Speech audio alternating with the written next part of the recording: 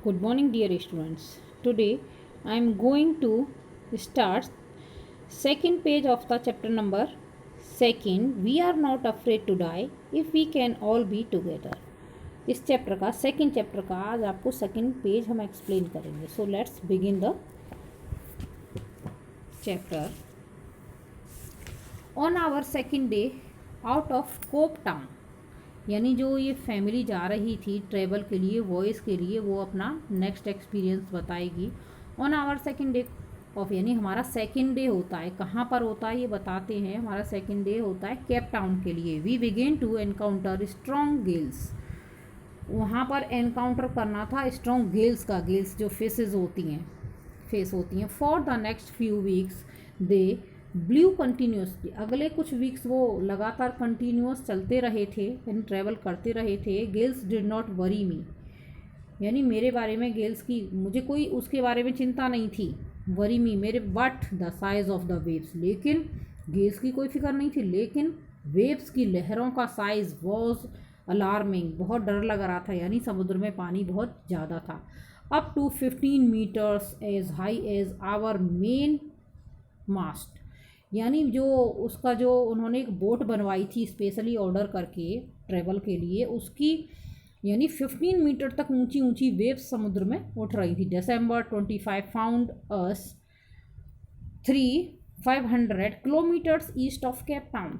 Cape Town से east side में वो लगभग यानी इतने किलोमीटर आगे जा चुके थे. Despite atrocious weather we had a wonderful holiday complete, यानी उस हॉलीडे में complete with a Christmas tree, यानी वहाँ वंडरफुल वेदर था. हॉलीडे को कंप्लीट करने Christmas tree. New Year day saw the improvement in the weather but we reason that it had to change soon, यानी बहुत अच्छा वेदर था जिस टाइम पर वो वहाँ ट्रैवल कर रहे थे, लेकिन बहुत जल्दी वो चेंज हो जाता है, उन्हें पता भी नहीं चलता है, उसमें चेंजेस हो जाते हैं. And it did change for the words, और इतना ख़राब मौसम हो जाता है, वर्ड्स बहुत ज़्यादा ही बेकार हो जाता है वेदर जो वहाँ का था. At dawn on January 2 the waves were gigantic, यानी 2 जनवरी को जाके वेव्स जो हैं बहुत ही खतरनाक डेंजरस हो जाती हैं. We are sailing with only a small storm jib and were still making 8 knots, यानी बहुत कम धीरे धीरे ट्रैवल कर पा रही थी. जर्नी इनकी बहुत ही, जो बोट थी वो बहुत धीरे धीरे आगे बढ़ पा रही थी. As the ship rose to the top of each wave we could see endless enormous sea rolling towards us, यानी जब वेव्स उठती थी तो चारों तरफ ऐसा एंडलेस सी दिखता था जैसे उन्हें उनके बोट को रोल करता चल रहा है, और वो बहुत ज़्यादा उससे डर रहे थे. And the streaming of the wind and spray was painful to the ears, और जो स्क्रीमिंग, वो जो उसमें झाग टाइप के उठते हैं, उसमें विंड और उसकी हवाओं की और स्प्रे जो हो रहा था, यानी बहुत वेदर ख़राब हो रहा था. पेनफुल, कानों में सुनने में भी डर लग रहा था. डर रहे थे ये लोग, जो भी पूरा टीम उनकी फैमिली गई थी. To slow the boat down we drop the storm jib and lashed a heavy mooring rope in a loop across the stern, यानी जो इनकी जो बोट जो ऊपर नीचे हो रही थी, किसमें, स्टॉर्म में, एक तरह से तूफान जो वहाँ पर चल रहा था, वेव्स उठ रही थी. Wind and spray down the drop the storm, यानी रुकने का इंतजार कर रहे थे, धीरे धीरे बोट को आगे ले रहे थे कि ये स्टॉर्म जो कम हो तब हम आगे चलें. Then we double lashed everything went through our life raft and assessed life line donned oil skins and life jackets and waited, क्या कि सारी तैयारी कर ली, कुछ भी हो सकता है. पूरी रस्सी वगैरह जो भी थी बोट को बांध दिया था, बाकी की अपनी लाइफ जैकेट्स वगैरह पहन ली कि कुछ भी हो सकता है, बोट जो है डूबने लगती है तो हम बचने के लिए क्या कर, सारी प्रिकॉशंस उन्होंने कर रखी थी. The first indication of impending disaster came at about 6 PM, शाम के जब 6 बज चुके थे, उस टाइम पर बहुत ही बड़ा डिज़ास्टर होता है, यानी तूफ़ान होता है. उस टाइम पर बड़ा प्रॉब्लम क्या होती है समुद्र में. विद एन ओमिनस साइलेंस, चारों तरफ एकदम शांति, साइलेंस हो जाती है, कहीं पर कुछ नहीं है. The wind dropped and the sky immediately grew dark, यानी हवा रुक जाती है और पूरा स्काई जो है ग्रू डार्क कलर का हो जाता है.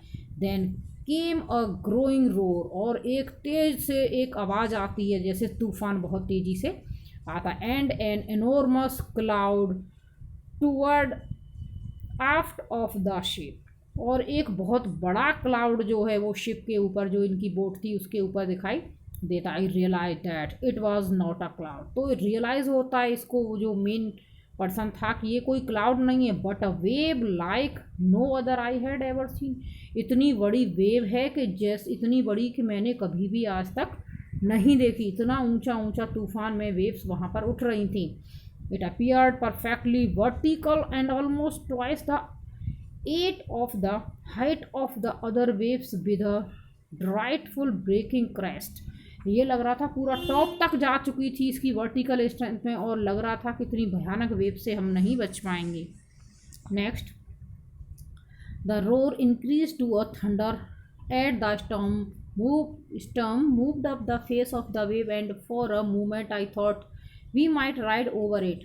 इतनी ऊंची ऊंची वेव्स उठ रही थी, लगा था कि face of waves end of a movement, एक मिनट के लिए सोचा कि हम इससे निकल पाएंगे हमारा ऊपर। But then a tremendous explosion shook the deck, लेकिन ट्रिमेंडस बहुत बड़ा, उसको जो डेक होती है शिप की आगे का, जो बोट का आगे का पार्ट था, उसे हिला देता है।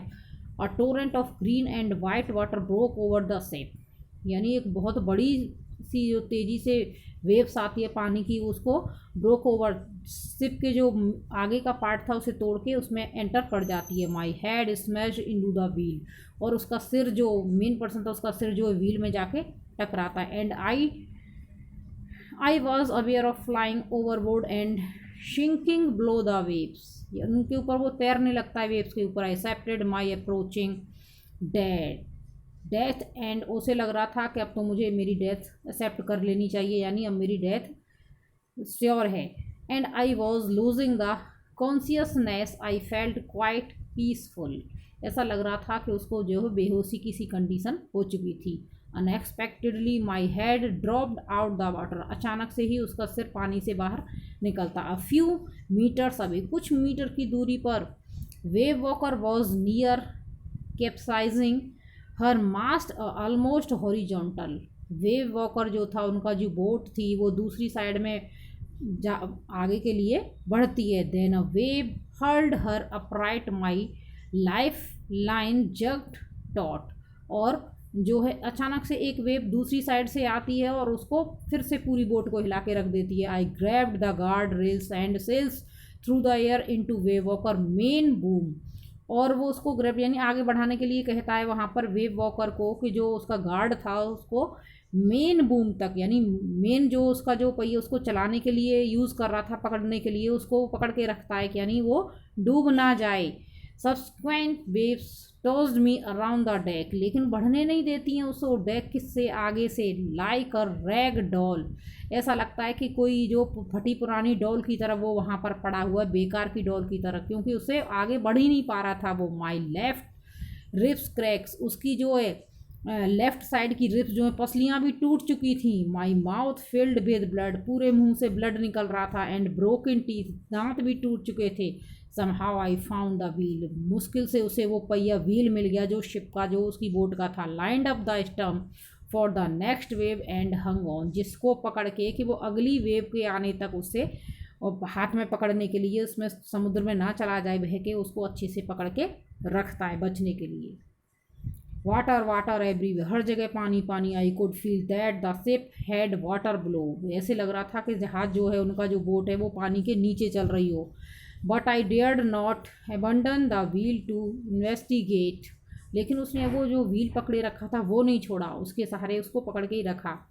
Suddenly the front hatch was thrown open my and Mary appeared, अचानक से फ्रंट जो गेट जो था वो खुलता है उसका कैबिन का, और मैरी उसकी वाइफ उसके सामने आती है। वी आर शिंकिंग, हम जो है कब काँप रहे थे, वो लोग डर रहे थे, स्क्रीम, डर भी रहे थे। The deck are smash, desk भी टूट चुकी हैं जो डेस्क थी उसकी। We are full of water, हर जगह पानी पानी भर गया था उसकी बोट पर। टेक द व्हील, व्हील को पकड़ो। आई साउटेड, मैं चिल्लाई, यानी जो मेन पर्सन था। And I scammed for the hatch, और हैच के लिए आगे से वो बढ़ता है। Larry and Hobbs were pumping like madman, जो दो उसने हेल्पर लिए थे वो भी मैडमैन पागलों की तरह इधर से उधर क्या करें समझ में नहीं आ रहा था। Broke in hung in crazy angles, इधर से उधर झूल रहे थे crazy angle. The whole starboard side waggled inward clothes and crockery charts tins and toys, यानी सारे जो भी उनकी बोट पर जितना भी सामान था इधर से उधर वो पानी में फ्लोट कर रहा था। अबाउट इन डीप वाटर, गहरे पानी में सारा सामान भी उनकी बोट का पूरा इधर से उधर जा चुका था। Half swam half crawled into the children's cabin, यानी आधा तैर तैर के स्विम करके आधा रेंग रेंग के वो बच्चों के कैबिन की तरफ पहुंचता है, क्योंकि चारों ही फैमिली मेम्बर और दो हेल्पर थे उसकी बोट पर। आर यू ऑल राइट, बच्चों से पूछता है क्या तुम ठीक हो। आई आस्क्ड, मैंने पूछा। यस दे आंसर्ड, उन्होंने आंसर दिया हाँ हम ठीक हैं। फ्रॉम एन अपर बंक, वो किसी ऊपर की सीट पर चढ़ जाते थे जहाँ पर उस अपने कैबिन में थे। But my head thirst a bit, लेकिन मेरे सिर थोड़ी प्रॉब्लम हो रही है सिर में, क्योंकि उस बच्चे के भी सिर में चोट थी। सैड दासू, यानी उसकी बेटी कहती है, pointing to a big bump over her eyes. I had no time to worry about bumps, heads. After finding a hammer, screw, and canvas, I sculled back on deck with the starboard. यानी एक हथौड़ा लेता है उन दोनों को निकालने के लिए, कैनवास से sculled back on the deck, और वापस से डेक पर चला जाता है विद द स्टेम बोर्ड, और स्टेम बोर्ड को पकड़ने के लिए। So I have completed this page today. Next day I will provide you next video of this chapter.